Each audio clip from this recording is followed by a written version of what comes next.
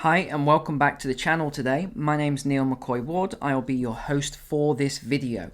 Today we're going to be focusing on an extremely important topic which is affecting the lives of millions of people all around the world right now. I'm going to be discussing the recent job losses, so this could include you, whether you have been made unemployed or you are really concerned about your job right now in this economic crisis.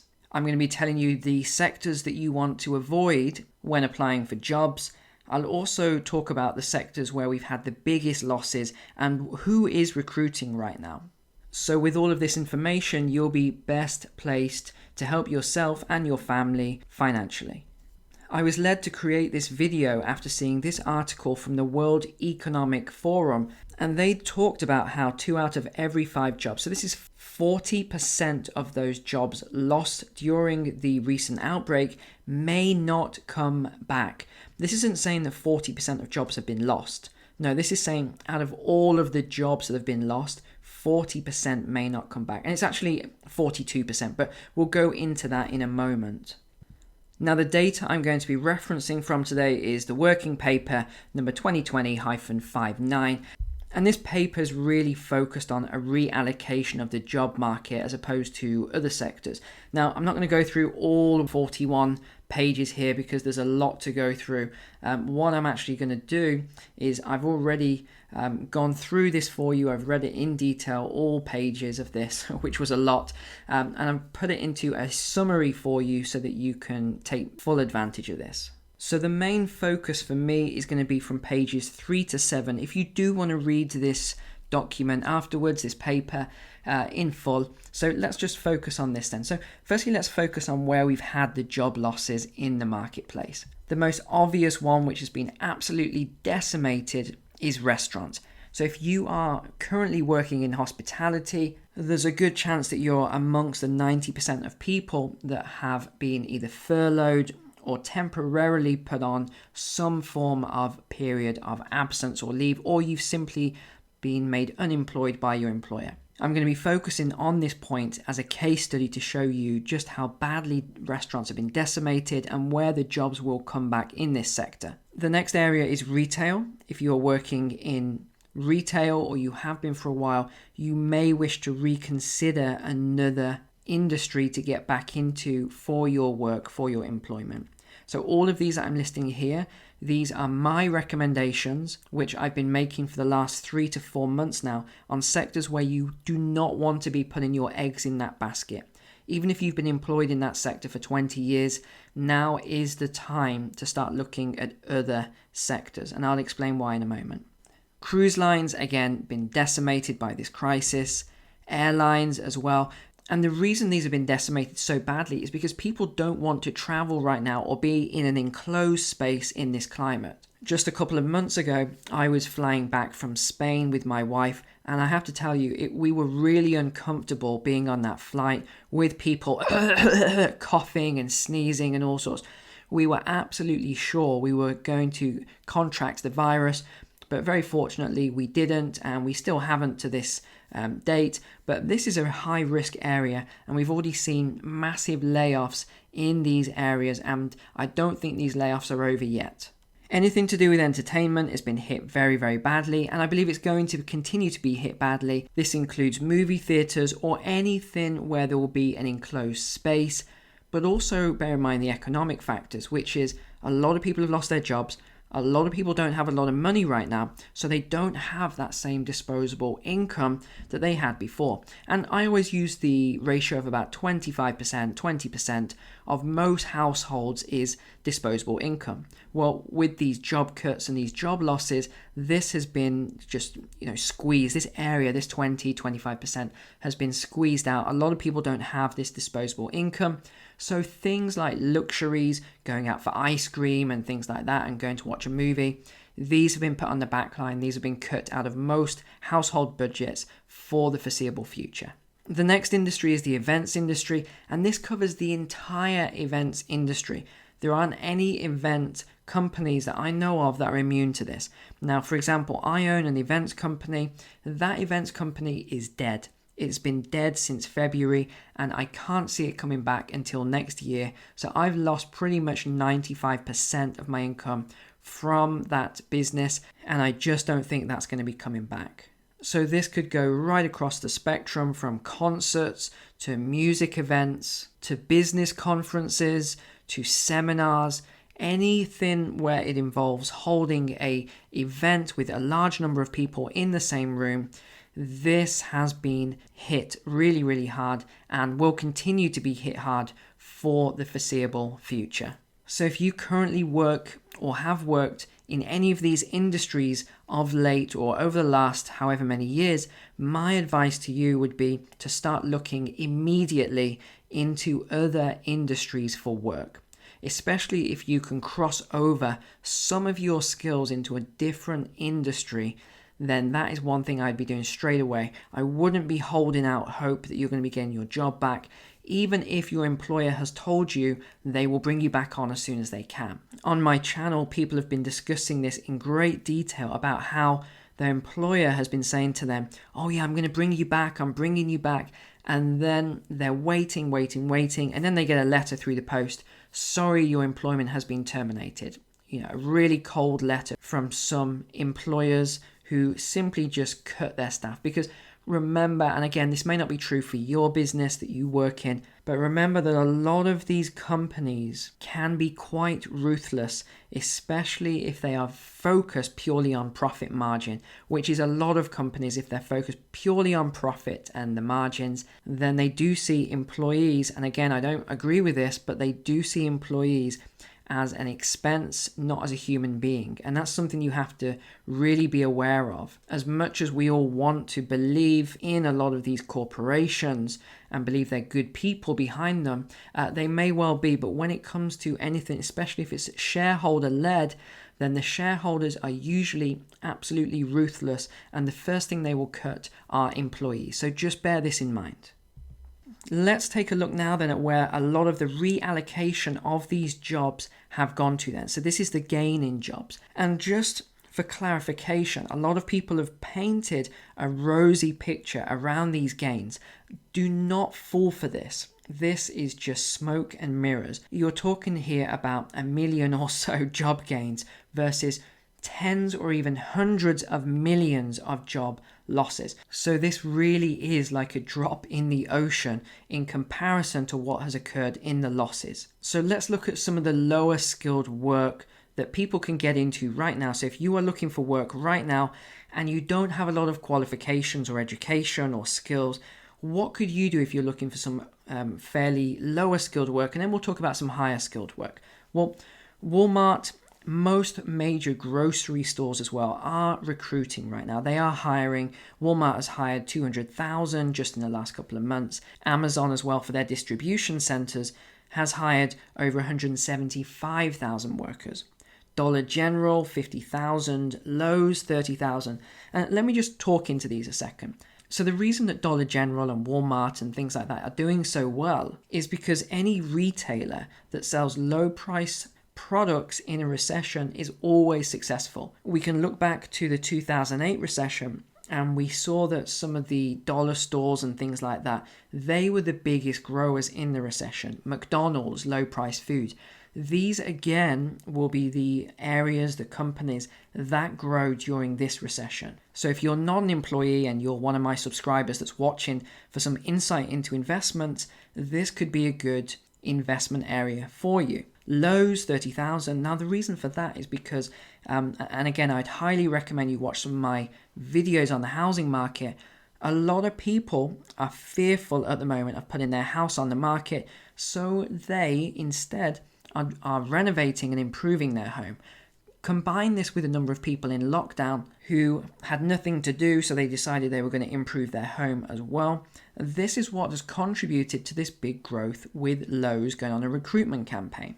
Let's move across then and look at the counterbalance to what I talked about in the restaurant hospitality industry. If we look at Domino's Pizza and Papa John's, they have recruited 30,000 between them. Now these mainly consist of delivery drivers, but they also consist of people actually in the businesses making the pizzas as well. So of course there has been some reduction in people eating out in restaurants and things like that, which is a given because these restaurants have been closed. Now, has all of that business gone online to takeaways and online deliveries? Not really, but a lot of it has.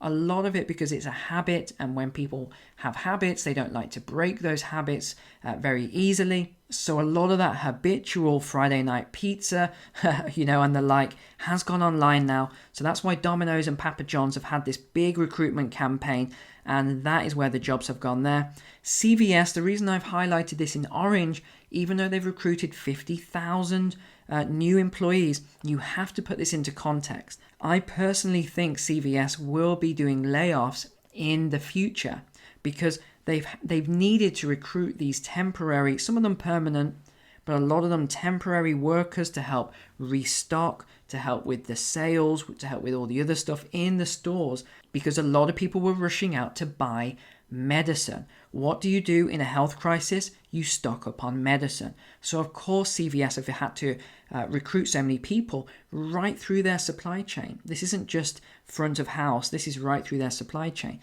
Now, what happens when we come out of this crisis, which we are starting to come out of now, and this is assuming, of course, we don't have a second wave. Well, what will happen is a lot of these employees will be added to the unemployment pile. Again, that's just my opinion. That's not, financial advice. I'm not criticizing CVS here. That is just my logical, common sense foresight of what I believe will happen. Other companies that have seen strong growth and recruitment are online teaching companies like OutSchool, which I hadn't heard of before. I actually had to look them up before I did this video. They've recruited 5,000 online teachers. And again, this is one of my biggest recommendations for all of you right now. If you are concerned about your work, this is the time to learn a new skill, which I'll talk about in a moment. The other areas where there's been very heavy job gains, and again, I would say these aren't new jobs being created.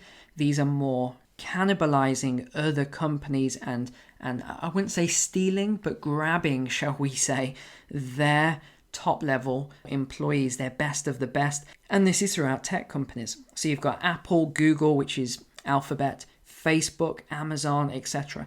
The big tech companies are hungrily recruiting right now. They are headhunting software engineers, data scientists, product designers, etc. So if you feel that you have a skill, a really good skill set, and you are really concerned that your company's going to let you go, you could be proactive with your approach and start looking into these sort of jobs right now that a lot of big tech companies are hiring into, because you're going to have a lot more job security with a larger company with a lot more benefits. And again, I'm talking about these really high level jobs here, but these jobs are not just high level, they do filter down as well. You will have jobs right through the supply chain for these companies. So the companies that are having the biggest negative impact right now are the smaller firms, the smaller businesses. The companies that are having the most growth are the very big companies that are mainly tech. So they don't have office space, they don't have cruise ships or airlines or things like that. They don't have any major liabilities. If you're enjoying this video so far, I'd really appreciate if you could just click the like button below. That will really help the video to rank on the YouTube algorithm. So thank you so much. And I've just launched my Patreon this month. So if you are a regular subscriber and you feel able, please do support me with Patreon, even if it's just a couple of dollars per month. That helps me to keep all of these videos free on my channel and not need to go to a paid subscription-based service. Thank you. So I'm going to show you a case study now from the hospitality business, from the restaurant business, and this is called Esme's Caribbean Restaurant. It is a business next to one of my small businesses, which again is closed and will be closed for the foreseeable future. And this business is highly successful. It is the most delicious food you could ever enjoy. It's in Coventry in the United Kingdom.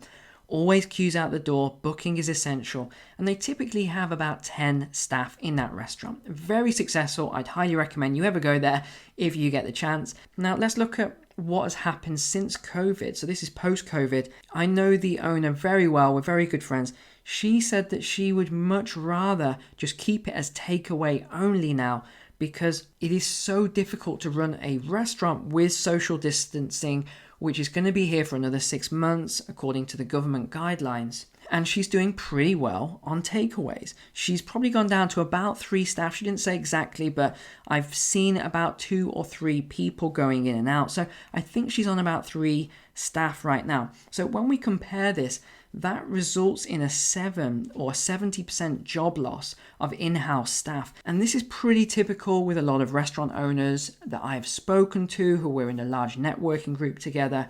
It is about 70%, 80%. Some of them are 90% down on their staffing. And this is not going to be picking up for a very long time yet. Now, of course, there is one job gain here, which is a delivery driver job. So you've basically got from 100%, you've lost 70%, and then you've gained 10% with it one job as a delivery driver. So this results in a 60% loss of employment throughout a lot of the hospitality sector right now. Coming into the summary then, it really is, as the report details, a reallocation of jobs at the moment. The COVID has caused a dramatic shift to online retailing. A lot of people who used to shop in high street stores, in shopping centers, have moved their business online, which you've seen with the Amazon profits just skyrocketing right now. Next, companies are streamlining their overheads. They are basically cutting any expenses that are not necessary right now.